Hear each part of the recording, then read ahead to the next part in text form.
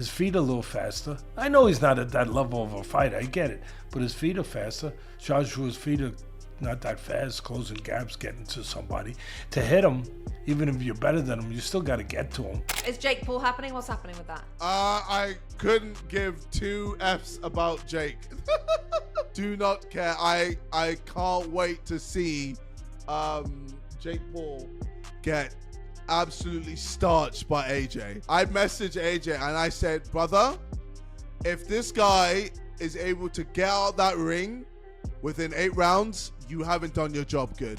Jake Paul versus Anthony Joshua has possibly racked up the most attention since the Canelo-Crawford fight. The fight has garnered as many fans as it has due to how shocking it is that this fight even occurred. Conor McGregor has now inserted himself in this fight and believes that this fight has a chance to still be cancelled. Not only did he help to fuel this fire, but now it has left people wondering if Jake even knows what he is getting himself into. I mean, he's gonna get knocked out by AJ though, isn't he? If he makes that walk, gotta give him his respect with that. It's a dangerous sport, and you can't overlook that. And Joshua's a big boy and a powerhouse. I've sat ringside and watched Joshua. That's a heavy punching man, and he's you think he's a happy and he's a good guy. He has an anger in him. He has a darkness in him, does Anthony Joshua. And I don't think a lot of people trust that. The fight shouldn't go ahead. Yeah, the fight shouldn't go ahead. If he does it, I'll give him the... KSI brought even further intensity to this situation by stating that Jake is utterly insane for agreeing to this fight with a man of such size and strength as Joshua. He then went on to share a personal conversation with Joshua in which he himself stated that if he does not utterly destroy Jake from beginning to end, then it would be a failure in his eyes. This completely changed the dynamic of this conversation, as it brought forth that this isn't a show for either side, but that a point needs to be proven. Is Jake Paul happening? What's happening with that? I couldn't give two Fs about Jake. Do not care. I can't wait to see Jake Paul get absolutely starched by AJ. I messaged AJ and I said, brother, if this guy is able to get out that ring within 8 rounds, you haven't done your job good. Eddie Hearn then joined the conversation, offering a more substantial boxing analysis. It's incredible that Jake has such confidence in believing he can take on a fighter like Joshua, but that does not eliminate the experience that has been cultivated over many years. There are belts in boxing, and you've been at the top of it for over a decade. The gap between these two guys is just immense, and I'm not even sure that Jake, in this arena, in front of a heavyweight who can send elite-level opponents back in a corner with a shot, truly understands how different it all is.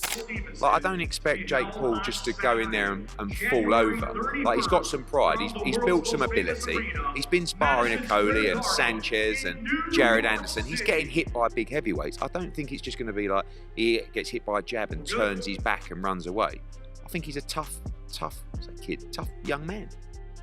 But he will find out all about levels and power and the danger of taking a fight like this. And he's going to get viciously knocked out. The only thing is, like, how badly he gets knocked out really depends. It probably comes down to a little bit of luck. It seems that Jake remains confident. Speaking on a live stream with Adin Ross, he claimed that he thinks he has a chance for a knockout victory, which shocked many fans. Speaking with a level 5 level confidence, it seemed like this was merely a hurdle for him to cross with a bit of effort. This has also been a major talking point, as many were left pondering if he has insight that nobody else sees, or if he underestimated how tough a fighter that Joshua is. Do you think you're gonna knock him out? Yeah, 100%. I see holes in his game of where I can land a big shot. Okay. 100%. It's going to be a very, very, very, very, very tough fight. Do you think this is your hardest opponent? Yeah, by far. Yeah. Okay. I mean, bro, I'm just outgunned in every category. Logan, what do you think about him fighting Anthony Joshua? I think it's insane. Yeah. I think it's insane. But there's a reason why he's Jake Paul, and like this is what he does. Yeah. Like. However, Hearn quickly reacted to Jake's knockout prediction and immediately dismissed it. He immediately told Jake that he should not even think of knocking out Joshua. Hearn ordered Jake to just survive and no more. Hearn said that in their fight, Jake must constantly move, avoid being in positions where he would be vulnerable to Joshua's powerful punches, and also make use of every part of that ring. Hearn also warned that if Jake stops moving for just a second, Joshua will knock him out in a split second. If I was putting a strategy together for Jake Paul, it would be just move as much as you can. When you get close, you have to clinch and clinch hard. But the problem is, when you clinch with someone the size of AJ, you can get hit in the clinch, and that's enough to end the fight. If he is even remotely adventurous in the fight, or remotely positive, he runs the risk of walking onto something. It's a bit like Francis Ngannou. Teddy Atlas agreed with Hearn's message, but he offered a fuller explanation of this problem. Atlas said, Jake's size is a plus if he keeps moving from side to side, using angles, and then bursts of punches that can either finish a round early or disrupt a flow of punches. The minute he rests on punches, he can't even take a round with a big, powerful, experienced heavyweight like Joshua. This pushed the conversation in a different direction, now talking about boxing intelligence, as it became apparent how tough Jake's journey to victory will be, with challenges that are unprecedented for him in his career. His feet are a little faster. I know he's not at that level of a fighter, I get it, but his feet are faster. Joshua's feet are not that fast, closing gaps, getting to somebody.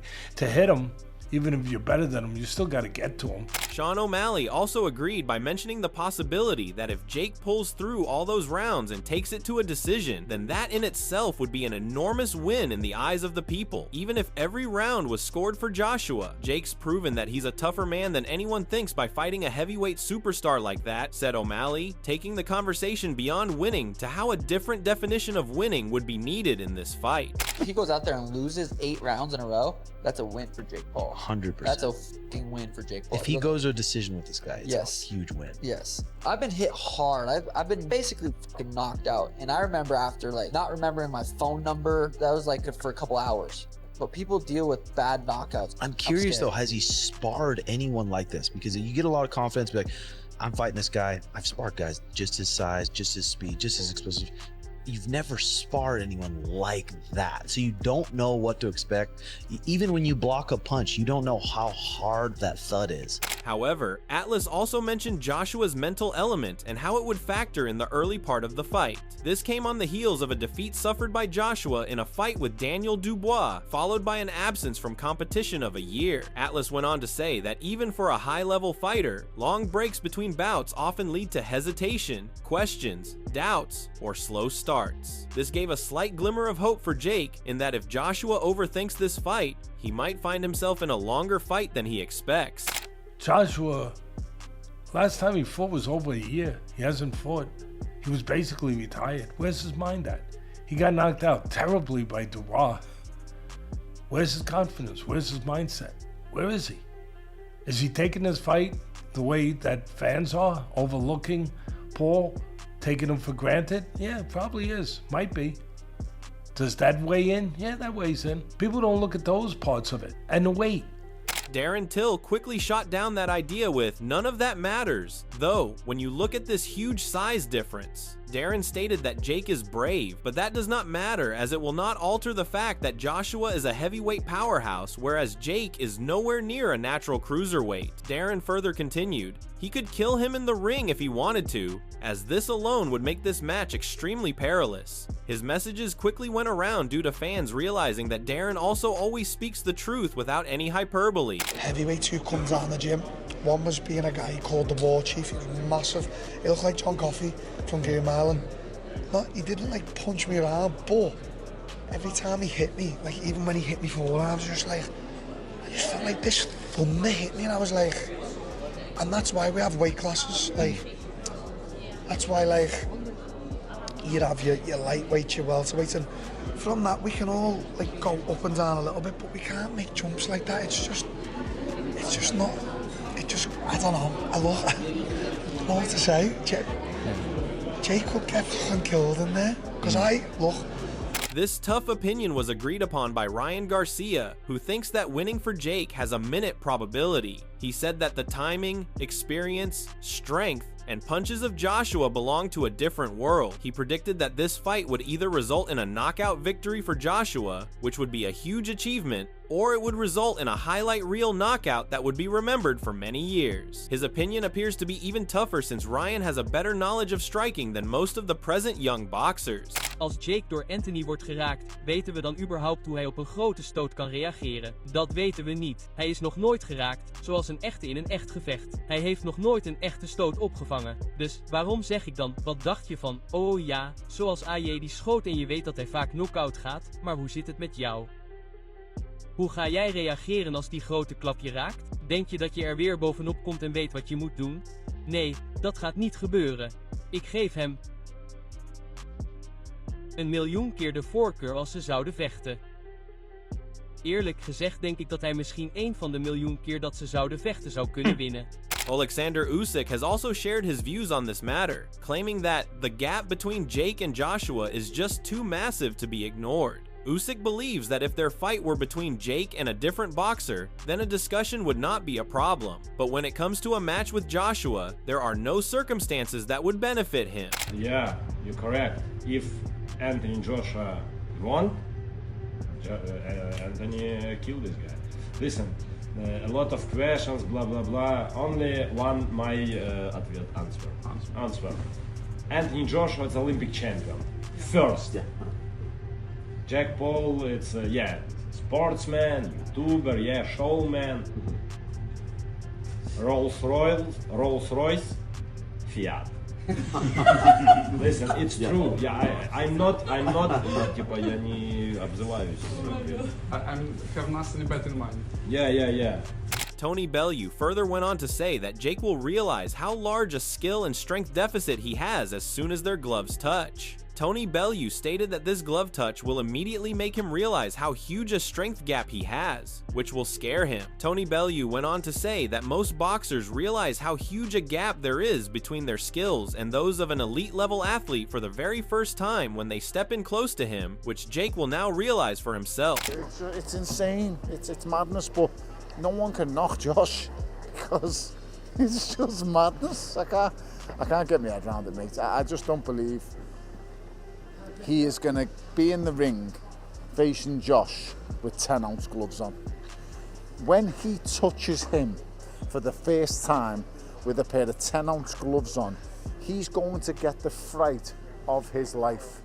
This was followed by comments from Hearn that showed that Joshua will in no way let Jake gain confidence or momentum. Hearn announced that Jake will lose this fight when it is just about the time that Joshua wants. This indicates that it appears that Joshua has complete control over the duration and intensity of this fight. This gave a message of a boxer not only powerful but also smarter and wiser, with all control in their hands in that ring without giving a breath of freedom to Jake. He's mad as a hatter taking the fight. The fight will end whenever Anthony Joshua wants the fight to end. He's getting a near career high payday. Thank you, Jake Paul and MVP, for the opportunity. How could we turn it down? I'm not going to sit here and tell you it's fight of the year. I'm not going to tell. I don't think it's. I'm the only person it's dangerous for is Jake. According to reports, Joshua's camp has also planned for an early conclusion of this fight. This is a camp that wishes to conclude this fight as early as possible. This fight should be over, and then they can take their pay and their powerful message and walk away without being damaged in any way. The reason for doing this is that if this fight goes for longer, Jake will have a longer period to survive and learn. But don't start talking to me about, is there anything in the contract where you have to take it easy? No. In fact, exactly the opposite. We're going to actually go in there and get this done in double quick time, destroy him, get on the plane, and then go home for Christmas. Chael Sonnen indirectly supported this point when he spoke about a talk with Ariel Helwani. This isn't a showing. This isn't a friendly fight where both guys take it easy on each other. This is a legitimate fight with legitimate power, with legitimate implications. So, when Chael said that, fans knew that there would be no safety switch for Jake. Joshua will step into that ring with a plan to finish what is being started, and Jake will find himself relying on survival instincts that he has yet to fully develop. With that said, what are the rules going to be? Bigger gloves, just for example, 2-minute rounds, just for example. Like, what are the rules going to be? And while those two boys may go out there and fight,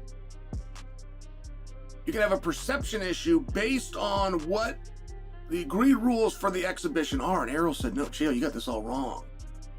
He said that it's a straight up fight. It is sanctioned. There are no special rules. There are no special gloves. To break it down further, make sure to subscribe to this channel for further uploads.